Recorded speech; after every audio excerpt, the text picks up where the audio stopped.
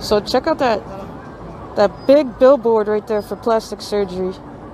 Oh, it changed. Now it's like some Japanese looking movie. Oopsie. Oopsie. Oopsie. But so I'm like in Seoul.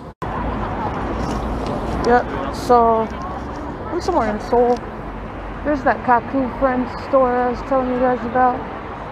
We got a couple of them. I think I'm near Gangnam. I am. See, there's the sign right there. But yeah, I'm not sure why is Seoul comparable to New York is the question. Like they're different cities. Like one, Seoul is a South Korean city. New York is an American city. The bottom line is South Korea and America have very different cultures. Then America has like a very diverse landscape, you know, like geographically. Like we have a lot of different people. Like America's nicknamed the melting pot for a reason. So in Seoul, even though there are foreigners that pop up, like they're really the minority. Like I see foreigners frequently enough, but it's still homogenous in Seoul. It's like, you know, mostly Koreans, because it's South Korea, and it's not like in New York where, like, I remember when I was in New York, like, I think just standing in line for lunch, I was surrounded by like at least 10,000, not 10,000, 10 different languages and nationalities. So South Korea has a very conservative energy, and to be honest, at times the energy of South Korea, even in a big city like Seoul, can feel very tired. I think because of Korea's conservative nature and the fact that it does have an aging population, the energy in Korea can feel, well, retired, old. It's not buzzing like New York. It's just not. With that being said, it's nice that Seoul is a very safe city. And also, you can find some very charming men or women.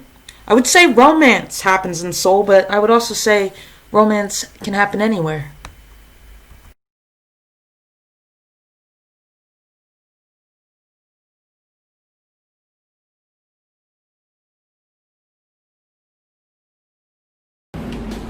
Hello. So some people want New York and Seoul to be the same thing, or they wonder how comparable New York and Seoul are to each other.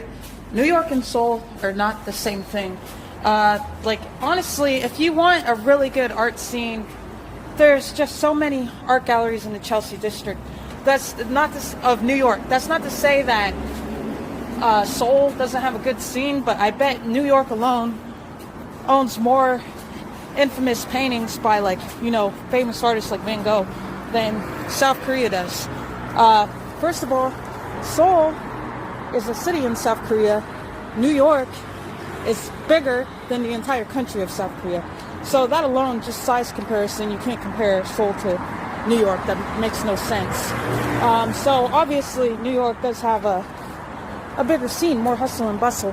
However, Seoul is a nice and clean city, and it's safe. It's safe. It's safe and more affordable than New York. Those are pretty much the 2 points where I would say you win. Like I would feel if I had a 12-year-old daughter and she wanted to go up to Seoul with like a friend for the daytime, as long as she would like promise to be home by 6, I would feel pretty comfortable with it. New York, I'm not so sure about that. Like, there's definitely a lot of crime in New York, you know, so that's the thing.